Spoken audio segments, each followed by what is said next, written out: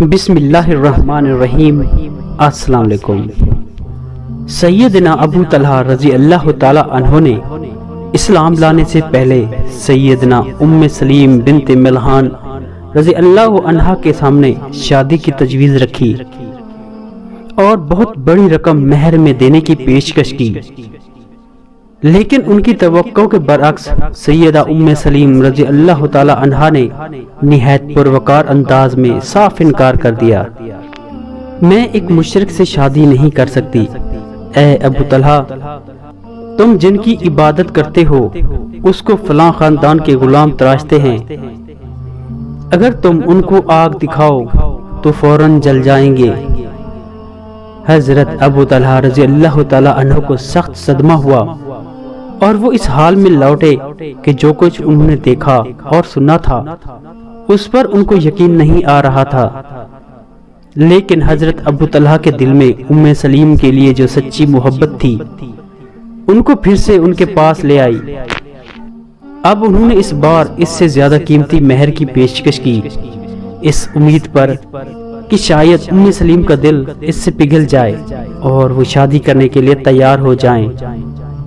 لیکن ام سلیم نے نہایت اور خوش اسلوبی سے کہا کہ اے ابو طلحہ، دیکھو، تم جیسے آدمی کو کوئی رد نہیں کر سکتی، لیکن تم کافر ہو اور میں مسلمان ہوں، میرے لیے تم سے شادی کرنا درست نہیں۔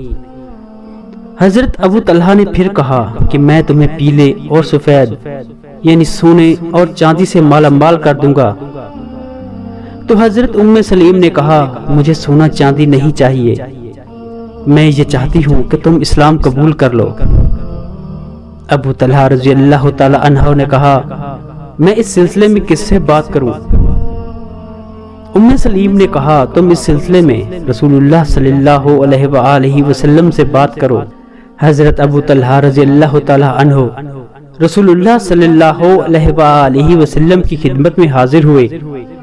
آپ صلی اللہ علیہ وآلہ وسلم صحابہ کے ساتھ تشریف فرما تھے۔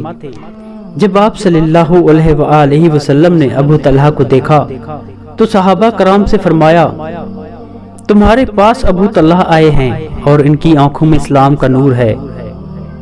ابو طلحہ رضی اللہ تعالی عنہ نے آپ صلی اللہ علیہ وآلہ وسلم سے وہ باتیں کہیں جو سیدہ ام سلیم رضی اللہ تعالی عنہ نے کہی تھی، اور اسی اسلام لانے کی بنیاد پر ام سلیم رضی اللہ تعالی عنہ سے ان کا نکاح ہو گیا۔ ام سلیم رضی اللہ تعالی عنہ نے قبول اسلام کو مہر قرار دیا۔ میری عزیز بہنوں، یہ خاتون نہایت ہی شاندار مثال ہیں ان عورتوں کے لیے جو شرافت اور فضیلت چاہتی ہوں۔ ذرا ان کی سیرت کا مطالعہ تو کرو، کس قدر ایمان و یقین اور عظمت و شرافت سے آراستہ تھیں۔ وہ اپنے پیچھے کیسی عمدہ اور معطر قابل رشک یادیں چھوڑ گئی ہیں۔ یہی صحابیات ہمارے لیے اسوہ اور نمونہ ہیں، جن کے نقشے قدم پر چل کر انشاءاللہ العزیز ہم دنیا اور آخرت دونوں میں کامیاب ہو سکتے ہیں۔